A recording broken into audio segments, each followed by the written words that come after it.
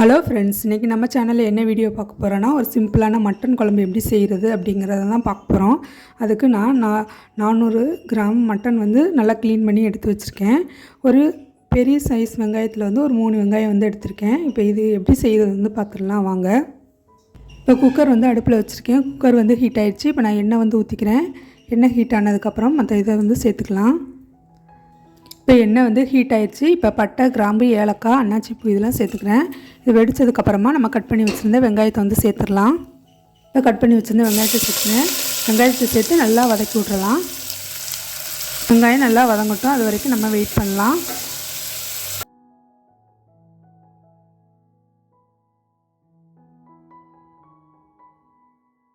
நல்லா வதங்கியிருக்கு பாருங்கள். இந்த மாதிரி வதக்கினா போதும். ரொம்ப கோல்டன் ப்ரௌன் கலராக வதக்கணும்னு அவசியம் இல்லை.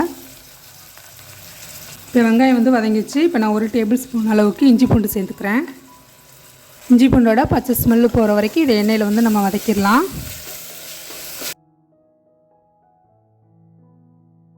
இஞ்சி பூண்டு சேர்த்த உடனே அடி பிடிக்க ஆரம்பிச்சிடும். அதனால் நம்ம அடுப்பை வந்து கம்மி பண்ணி வச்சுக்கலாம். இஞ்சி பூண்டோட பச்சை ஸ்மெல் வந்து போயிடுச்சு. இது எண்ணெயும் நல்லா பிரிஞ்சு வந்திருக்கு. இந்த ஸ்டேஜில் நம்ம மிளகாய் தூள் வந்து சேர்த்துக்கலாம். மிளகாய் தூள் அவங்கவுங்க காரத்துக்கு தகுந்த மாதிரி சேர்த்துக்கலாம். இப்போ நான் 1 டேபிள் ஸ்பூன் அளவுக்கு மிளகாய் தூள் வந்து சேர்த்துக்கிறேன். இது கடையில் வாங்கின மிளகாய் தூள். இது ரொம்ப காரமாக இருக்கும். அதனால நான் கொஞ்சமாகவே சேர்த்துக்கிறேன். அவங்கவுங்க வீட்டினுடைய மிளகாய் தூளுடைய காரத்தை பொறுத்து மிளகாய் தூள் வந்து சேர்த்துக்கலாம். மிளகாய் தூளை எண்ணெயில் வந்து வதக்கி விட்டுறலாம்.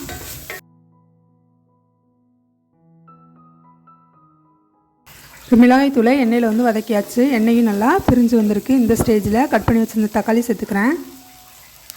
இப்போ நான் 3 தக்காளி எடுத்திருந்தேன். அந்த 3 தக்காளியை சின்ன சின்ன பீஸாக கட் பண்ணி சேர்த்துட்டேன்.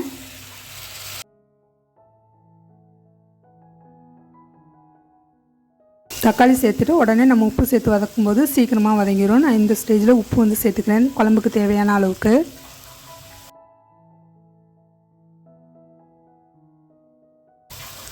இப்போ உப்பு வந்து சேர்த்துட்டேன். இப்போ தக்காளி எல்லாம் நல்லா சாஃப்டாக வதங்கி வரட்டும். வெங்காயமும் தக்காளியும் ஒன்றா சேர்ந்து வதங்கி வரணும். அது வரைக்கும் இதை நம்ம வதக்கி எடுத்துக்கலாம். இப்போ தக்காளி சாஃப்டாக வெந்து வரட்டும், அது வரைக்கும் நம்ம வெயிட் பண்ணலாம். இப்போ தக்காளி எல்லாமே சாஃப்டாக வதங்கிருச்சு. வெங்காயம் தக்காளி நல்லா ஒன்றா சேர்ந்து வதங்கி வந்திருக்கு. எண்ணெயும் நல்லா பிரிஞ்சு வந்திருக்கு. இந்த ஸ்டேஜில் நம்ம க்ளீன் பண்ணி வச்சுருந்தா மட்டனை வந்து சேர்த்து நல்லா வதக்கிடலாம். மட்டனுடைய கலர் சேஞ்ச் ஆகிற வரைக்கும்.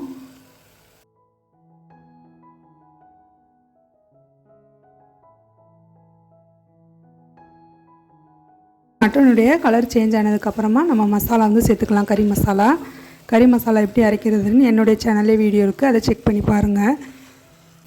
முடிஞ்சால் அதோடைய லிங்க் வந்து டிஸ்கிரிப்ஷன் பாக்ஸில் வந்து கொடுக்குறேன். அதை போய் நீங்கள் செக் பண்ணி பாருங்கள் எப்படி மசாலா அரைக்கிறதுங்கிறத.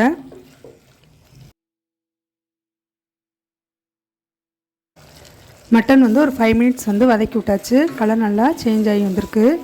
இந்த ஸ்டேஜில் நம்ம கறி மசாலா வந்து சேர்த்துக்கலாம். நான் 1.5 டேபிள் ஸ்பூன் அளவுக்கு கறி மசாலா சேர்த்துக்கிறேன். இப்போ நான் டீஸ்பூன் போடுறதுனால 3 ஸ்பூன் போடுறேன்.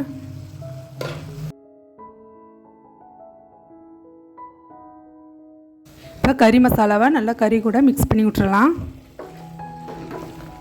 நல்லா கறி கூட மிக்ஸ் பண்ணிவிட்டு அதுக்கப்புறம் நம்ம தண்ணி வந்து ஊற்றிக்கணும்.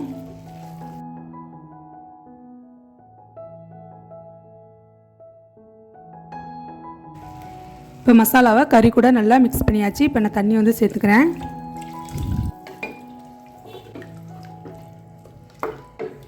தண்ணி வந்து கறிக்கு கொஞ்சம் மேலே மிதக்கிற மாதிரி நம்ம தண்ணி வந்து ஊற்றிக்கலாம். ஏன்னா இப்போ குழம்பு தான் செய்கிறோம், அதனால் தண்ணி வந்து கொஞ்சம் நல்லா ஊற்றிக்கலாம்.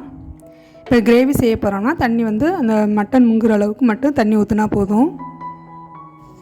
நான் வந்து இந்த சைஸ் டம்ளரில் 1.5 டம்ளர் தண்ணி வந்து சேர்த்துருக்கேன். புதினா கொத்தமல்லி சேர்த்துக்கிறேன். புதினா கொத்தமல்லி சேர்த்து செய்யும்போது நல்லா மணமாக இருக்கும். நான் 2 உருளைக்கிழங்கு சேர்த்துக்கிறேன். நான் தோலோடையே சேர்த்துருக்கேன். உங்களுக்கு தோல் வேணான்னா தோல் சீவிட்டு வந்து சேர்த்துக்கோங்க. தோலோடு சேர்க்கும்போது அதை நல்லா நம்ம கத்தினால் வச்சு சுரண்டி கழுவிட்டு அதுக்கப்புறமா சேர்த்துக்கணும்.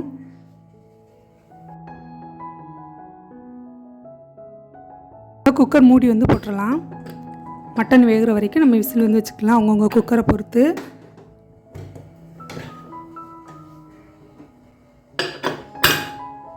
இப்போ மட்டன் வேகட்டும், அது வரைக்கும் நம்ம வெயிட் பண்ணலாம். இப்போ 10 விசில் வந்து மட்டன் வந்து வேக வச்சாச்சு. இப்போ இதை வந்து நான் அடுப்பை வந்து ஆஃப் பண்ணிக்கிறேன். விசில் வந்து போயிடுச்சு. இப்போ மட்டன் குழம்பு ஓப்பன் பண்ணி பார்க்கலாம். அப்புறம் மட்டன் குழம்பு தயாராகிடுச்சு. என்னோடய சேனல் உங்களுக்கு பிடிச்சிருந்துச்சுன்னா லைக் பண்ணுங்கள், ஷேர் பண்ணுங்கள், சப்ஸ்கிரைப் பண்ணுங்கள். கூடவே பெல் ஐக்கானே கிளிக் பண்ணுங்கள். மட்டன் குழம்பு ரெடி ஆகிடுச்சு.